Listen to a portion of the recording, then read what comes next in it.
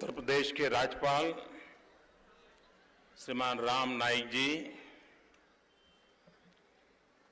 राज्य के जेल मंत्री श्रीमान बलराम यादव जी, आईडीबीआई बैंक के एमडी एवं सीईओ श्रीमान किशोर खरात जी, एसआईडीबीआई के CMD doctor Chhatrapati Shivaji, UCO bank के एग्जीक्यूटिव डायरेक्टर श्रीमान चरण Singh ji, American India foundation के कंट्री डायरेक्टर श्रीमान निशांत पांडे, भारतीय माइक्रो क्रेडिट के एमडी श्रीमान विजय पांडे और विशाल संख्या में आए हुए काशी के मेरे प्यारे भाइयों और बहनों,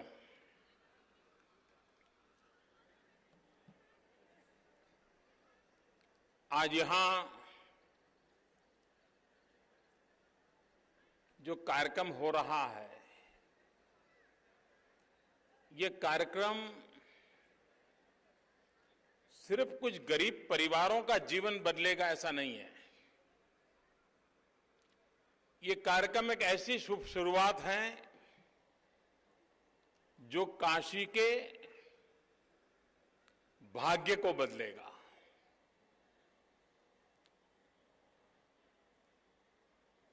यहां के गरीब के जीवन में अगर हम थोड़ा सा आवश्यक बदलाव ला लें, समय के आधारित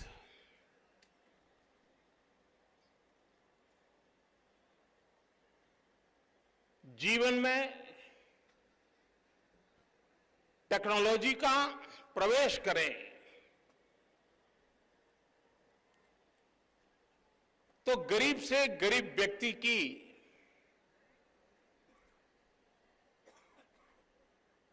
पहले जितना परिश्रम करके कमाता था उससे भी थोड़ा कम परिश्रम करके वो ज्यादा कमा सकता है। आज यहां उस प्रकार की सुविधाएं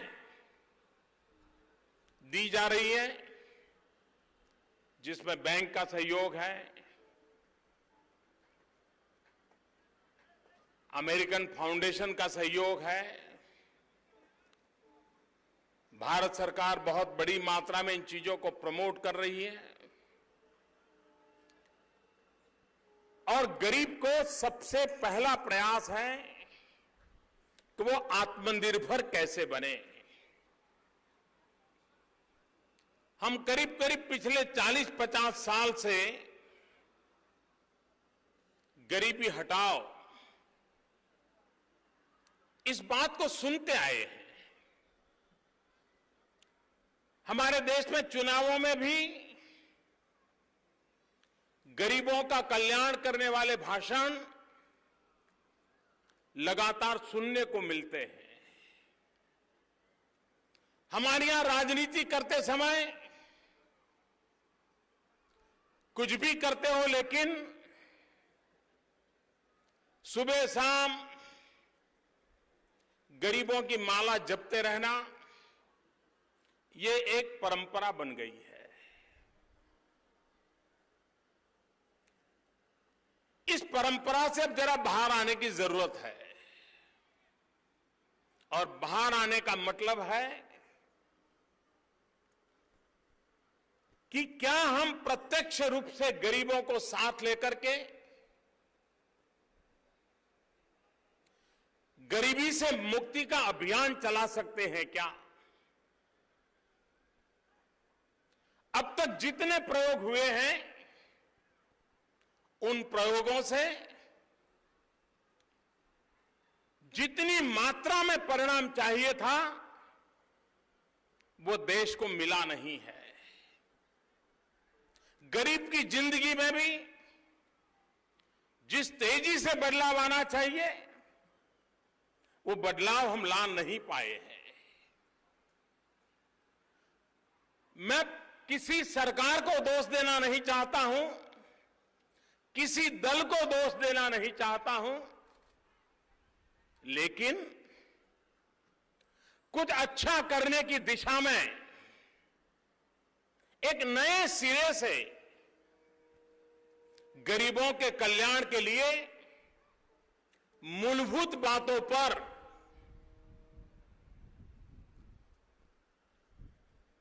फोकस करना, वो कौन सी चीजें करे ताकि गरीब जो सचमुच में मेहनत करने को तैयार है, गरीबी की जिंदगी से बाहर निकलने को तैयार है। आप किसी भी गरीब को पूछ लीजिए, उसे पूछिए कि भाई क्या आप अपने संतानों को ऐसी ही गरीबी वाली जिंदगी जिए ऐसा चाहते हो कि अच्छी जिंदगी जिए ऐसा चाहते हो? गरीब से गरीब व्यक्ति भी ये कहेगा कि मैं मेरे संतानों को विरासत में ऐसी गरीबी देना नहीं चाहता हूं, मैं उसे एक ऐसी जिंदगी देना चाहता हूं कि जिसके कारण वो अपने कदमों पर खड़ा रहे, सम्मान से जीना शुरू करें और अपनी जिंदगी को गौरव पर बताएं। ऐसा हर गरीब मां बाप की इच्छा होती है। उसको वो पूरा कैसे करें? आज कभी हालत ऐसी होती है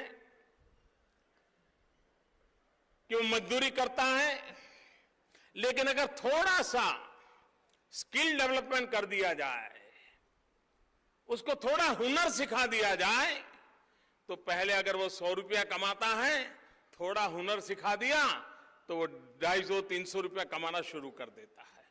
और एक बार हुनर सीखता है तो खुद भी दिमाग लगा करके उसमें अच्छाई करने का प्रयास करता है। और इसलिए भारत सरकार ने एक बहुत बड़ा अभियान चलाया है स्किल डेवलपमेंट का, कौशल्य वर्धन का। गरीब से गरीब का बच्चा चाहे स्कूल के दरवाजे तक पहुंचा हो या न पहुंचा हो, या 5वीं, 7वीं, 10वीं, 12वीं पढ़ करके छोड़ दी हो, रोजी रोटी तलाशता हो, अगर उसे कोई चीज सिखा ली जाए तो वो देश की अर्थनीति को भी बल देता है, आर्थिक गतिविधि को भी बल देता है और स्वयं अपने जीवन में कुछ कर गुजरने की इच्छा रखता है। और इसलिए छोटी छोटी चीजें ये कैसे डेवलप कर रहे हैं, उस दिशा में हमारा प्रयास है। आज मैं यहां ये सब ई रिक्शा वाले भाइयों से मिला, मैंने उनको पूछा क्या करोगे, चला पाओगे क्या? तो उन्होंने कहा साहब पहले से मेरा कॉन्फिडेंस लेवल ज्यादा है। मैंने कहा क्यों? तो वो मेरा स्किल डेवलपमेंट हो गया।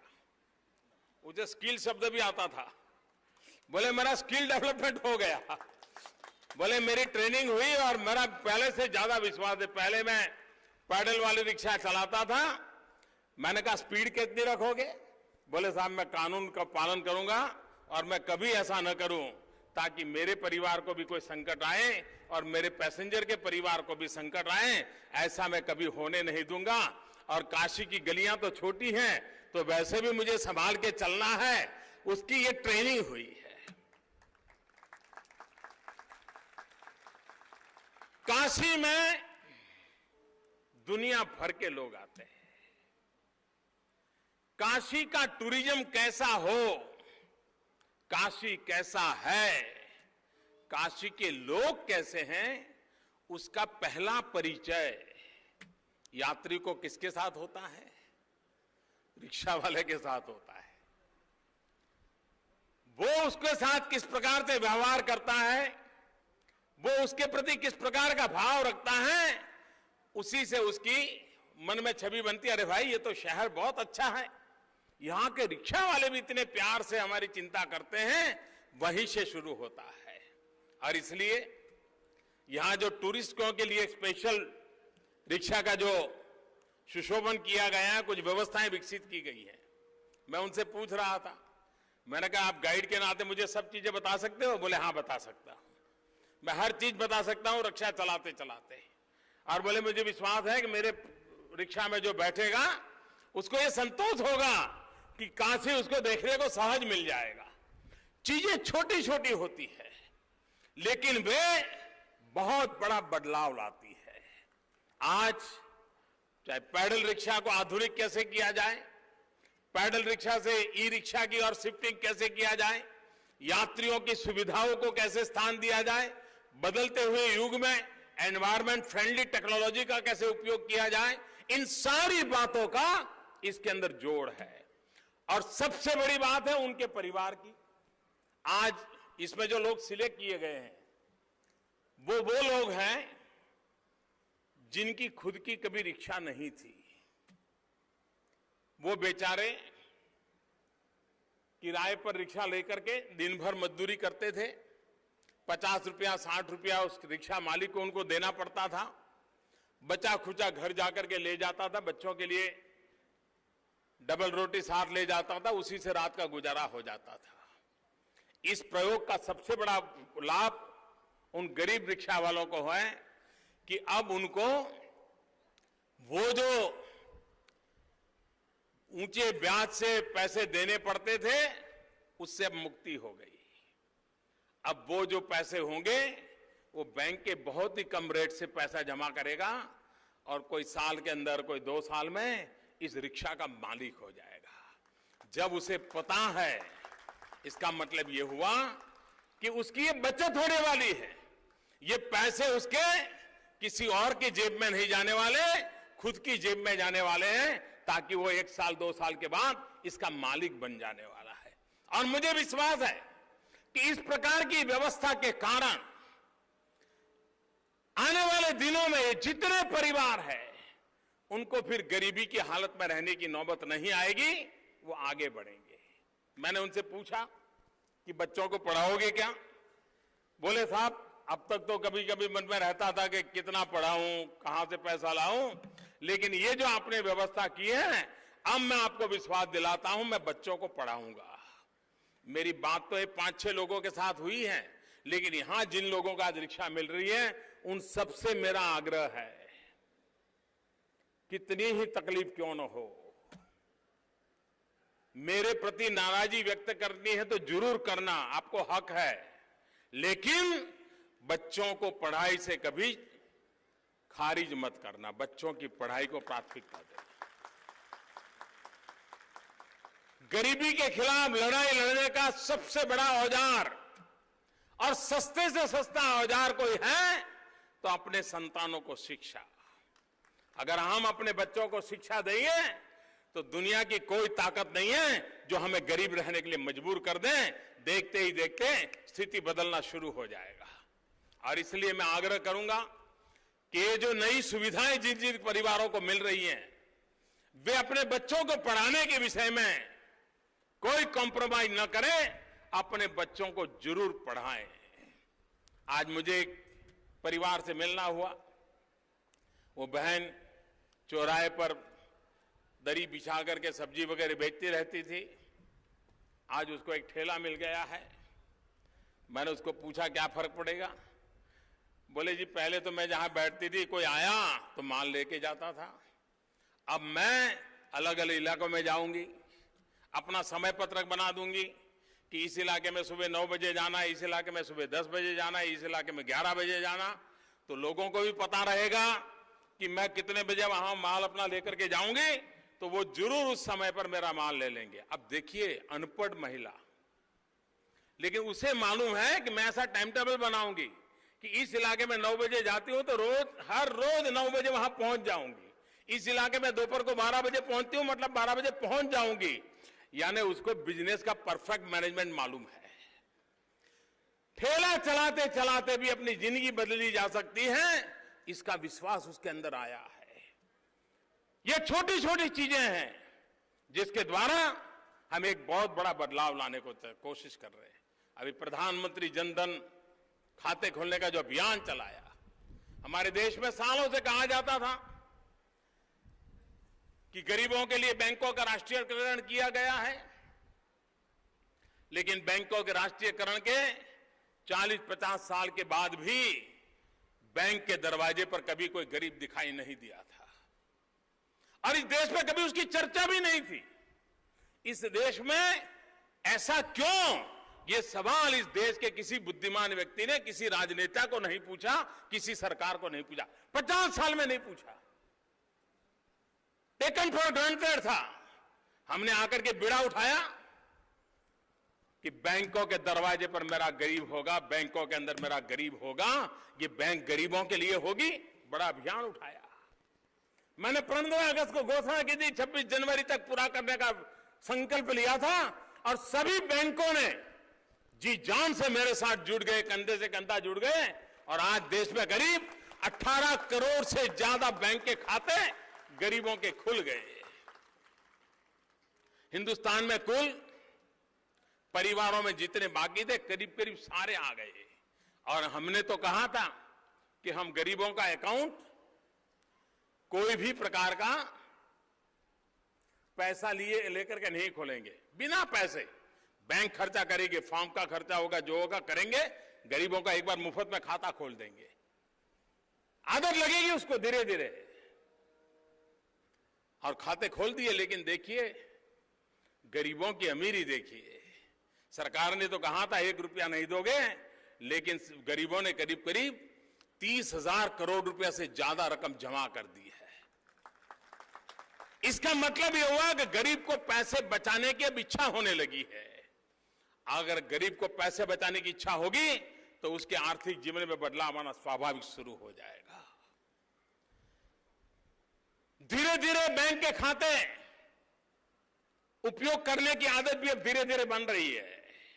मैं हैरान हूं, जिन्होंने खाते नहीं खोले कभी, वो आज मेरा हिसाब मांग रहे हैं कि खाते खोल तो दिए हैं लेकिन उसका उपयोग करने वालों की संख्या बढ़ नहीं रही है।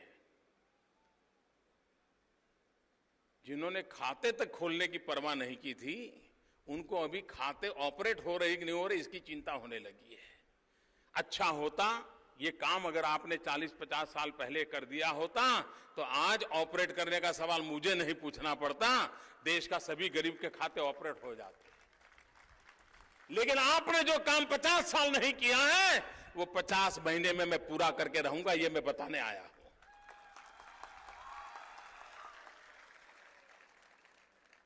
गरीब का भला कैसे हो। अभी काशी के अंदर रक्षाबंधन को सुरक्षा बंधन बनाने का बड़ा अभियान चला और मैं काशी की माताओं बहनों का विशेष रूप से सार्वजनिक रूप से आभार व्यक्त करता हूं कि इस रक्षाबंधन के पर्व पर मुझे इतनी राखियां मिली हैं बनारस से, इतने आशीर्वाद मिले हैं माताओं बहनों के। मैं सर झुकाकर उन सभी माताओं बहनों को नमन करता हूं। आपने जो मेरे प्रति सद्भाव व्यक्त किया है, मेरी रक्षा की चिंता की है और सुरक्षा का बंधन की जो बात कही है, मैं उसके लिए काशी की सभी माताओं बहनों का हृदय से बहुत आभार व्यक्त करता हूं। मैं इन सभी महानुभावों का भी आभार व्यक्त करता हूं कि इस योजना में हमारे साथ वे पार्टनर बने हैं और एक मॉडल के रूप में एक काम आने वाले दिनों में विकसित होगा।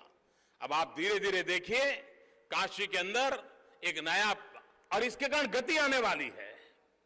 इन चीजों के कारण गति आने वाली है। इन चीजों के कारण शहर की एक नई पहचान बनने वाली है। इन चीजों के कारण सामान्य मानवी के जीवन में सुविधा का अंश शुरू होने वाला है।